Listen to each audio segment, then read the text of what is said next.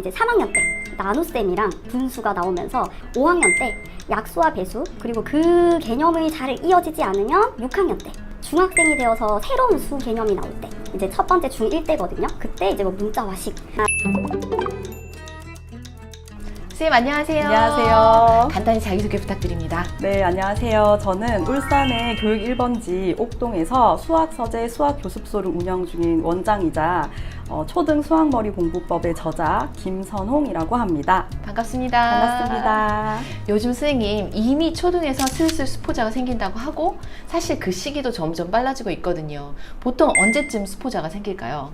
수포자라는 게 참 힘든 단어인데요. 첫 번째로 초등학생 때는 이제 3학년 때 나눗셈이랑 분수가 나오면서 이 개념 이해를 어려워하면서 이제 수학을 좀 멀리하는 친구들이 생기고요. 이제 두 번째로는 5학년 때 약수와 배수, 그리고 그 개념이 잘 이어지지 않으면 6학년 때 비와 비유, 요 단원에서 좀 수포자들이 생겨요. 그리고 조금 더 나아가서는 중학생이 되어서 새로운 수 개념이 나올 때, 이제 첫 번째 중1 때거든요. 그때 이제 뭐 문자와식, 그런 것들을 이해 잘 못하면서 또 수포자가 좀 생기고요. 근데 그거 다 이제 이해되고 조금 넘어왔을 때 3학년 때, 중학교 3학년 때 또 새로운 수 개념이 나와요. 실수, 무리수가 나오는데, 그 선생님 책에서도 읽다 보니까 수포자의 길로 빠지게 하는 특징이라는 부분이 나오는데요. 네, 제가 수학을 어려워하고 힘들어하는 친구들을 좀 많이 만나봤어요. 근데 그 아이들이 공통점이 있었는데 가장 먼저 일단 수학에 부정적이에요. 근데 왜 부정적일 수밖에 없냐? 자기가 잘 못하고 이거를 왜 해야 되고 어떻게 해야 되는지 모르니까 하기 싫어지는 거예요. 왜 모르느냐? 근데 그게 다 개념 공부가 안 되어서. 그러니까 아까 뭐 분수 같은 경우도 정말 왜 3분의 1이 3개 중에 하나인지 막 그런 것들이 이해가 돼야 되는데 생각을 안 하니까 풀이 쓰는 것도 당연히 싫겠죠. 뭘 써야 되는지 모르고. 그래서 이런 친구들은 연산만 하고 싶어 해요. 왜냐하면 연산은 그냥 딱딱 계산법에 따라서 이렇게 착착착착 하면 되니까. 이제 수포자가 되기 전에 피할 수 있게 하는 방법 같은 게 있을까요? 스스로 생각을 하고 이 개념을 이해를 해서 그 문제를 푸는 그런 연습을 해야 돼요. 근데 그 개념 공부가 도대체 뭔데? 라고 생각을 하실 수 있을 텐데 스스로 설명할 수 있는 공부. 도형을 제가 하나 예를 들어 볼게요. 뭐 사다리꼴을 넓이를 구하는 문제가 나왔어요. 그러면 아이가 그 문제를 풀었을 때 맞았어요. 근데 맞았는데 왜 이렇게 풀었어? 했을 때 아마 공식을 말할 거예요. 사다리꼴의 공식, 넓이 구하는 공식은 뭐 윗변 더하기 아랫변 곱하기 높이 나누기 2다. 그렇게 해서 정답은 맞죠. 근데 여기서 한 번 더 질문을 하셔야 돼요. 왜? 그러면 제가 만난 모든 아이들은 대답을 하지 못했었거든요. 근데 이 여기에 대한 질문도 대답을 할 수 있는 공부를 가르쳐 주셔야 돼요. 이미 늦었어. 나는 네. 이미 수학이 싫어. 네. 라는 생각이 굳혀진 친구들은 어떻게 해야 돼요, 그러면? 이게 정말 힘든 부분인데요. 재미있게 만들어주는 게 필요하거든요. 수학에 긍정적인 영향을 끼칠 수 있는 그런 것들을 해주셔야 되는데 그러기 위해서는 성취감을 주셔야 돼요. 내가 해냈다.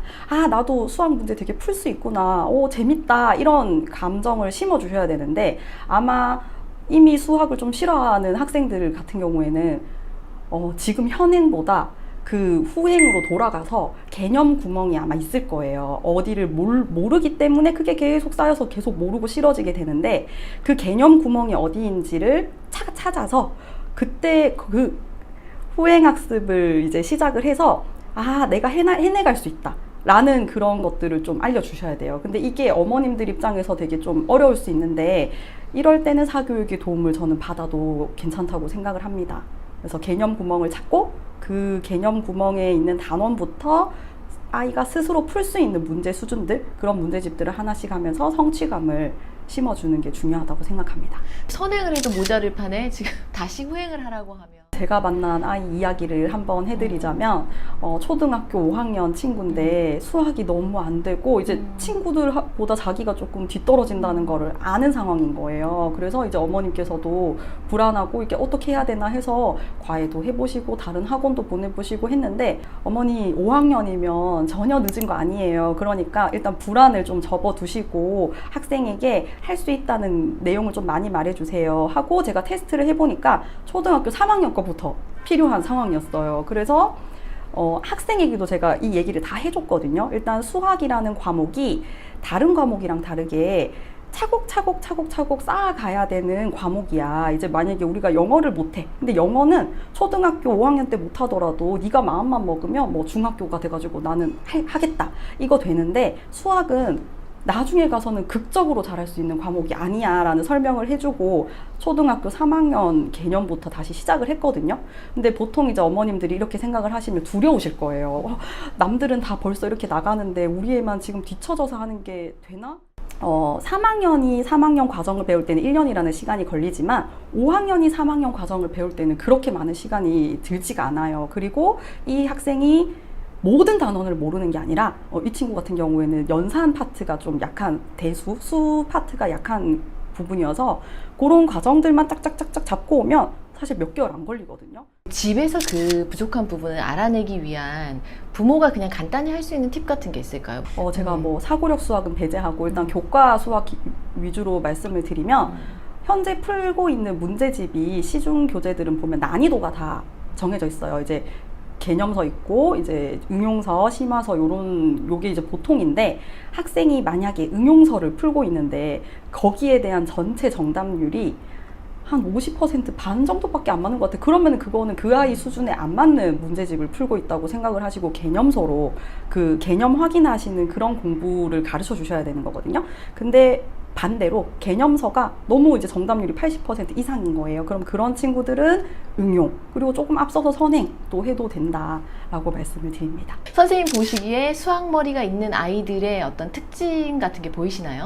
일단은 메타인지 능력이 좋은 것 같아요. 자기가 무엇을 알고 있고 무엇을 모르는지. 그래서 이제 학원에서 수업을 하다 보면 그 모르는 것에 대해서 질문을 잘 하거든요. 그래서 수학머리가 있는 친구들은 그런 장점이 있는 것 같고, 그리고 문해력도 너무 좋아요. 그러니까 당연히 이해력도 좋고 풀이 쓰기도 잘하고.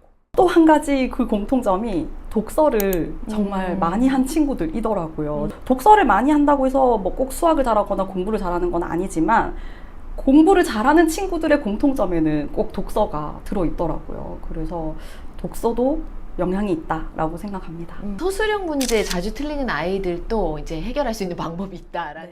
서술형 문제를 정말 유독 어려워하는 친구들이 많아요. 정말 식으로만 표현했을 때는 맞는데 이 식을 세우기 위한 문제가 나왔을 때는 틀리는 학생들을 보면서 너무 이게 왜 그럴까 하면서 제가 고민을 해봤는데 일단은 문해력이 부족하다는 것을 알았어요. 그래서 그런 친구들에게 어떻게 읽고 해석하는지를 끊어서 일단은 알려줘야 된다. 문장이 식을 세우는데 필요한 문장이 있고 그냥 상황만 설명하는 문장들이 있거든요. 그래서 내가 어떤 것을 구해야 되는지 먼저 찾는 연습. 그러니까 처음부터 막 완벽하게 식도 쓰고 풀이도 하고를 접근을 하면 안 될 것 같고 좀 그 방향을 쪼개서 내가 일단 먼저 뭐를 구해야 되냐, 거기에 좀 동그라미 치게 하는 것을 먼저 연습을 시켜주시면 좋고, 이제 그것을 좀 잘 찾는다 싶으면 이제 식을 어떻게 세워야 되는지 그 문장에 좀 줄을 치게 하면 좋아요. 그래서 그 문장 찾기가 잘 되면 이제 식을 세우고 풀이를 하는 게까지 와서 서술형 문제를 이제 다 잘 맞게 된 학생을 제가 지도한 적이 있었어요.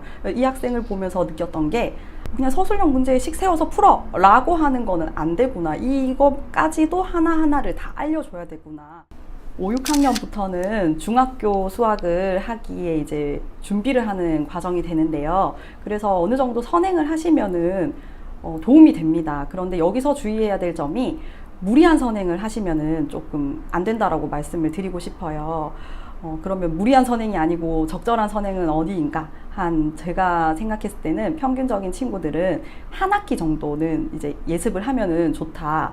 이제 수학 과목 같은 경우에는 보통 흔히들 빨리 선행을 나가는 이유가 빨리 진도를 나가고 나중에 고등학교 때 시간이 많으면 반복을 해야지 라고 생각을 하시는 것 같은데 수학 과목은 그렇게 되지 않는 과목이거든요. 그래서 만약에 그런 생각을 가지고 계시다면 확장형 공부인 영어를 저는 먼저 그냥 선행을 막 쭉쭉쭉 하시고 수학은 좀 빨리 가기보다는 제대로 가셔라 라고 말씀을 드리고 싶어요. 그래서 이렇게 초등학교 시간을 지내다 보면 중학교, 고등학교 때 정말 수학을 잘해야 될 때 그 시간들이 빛을 발할 거라고 저는 생각합니다.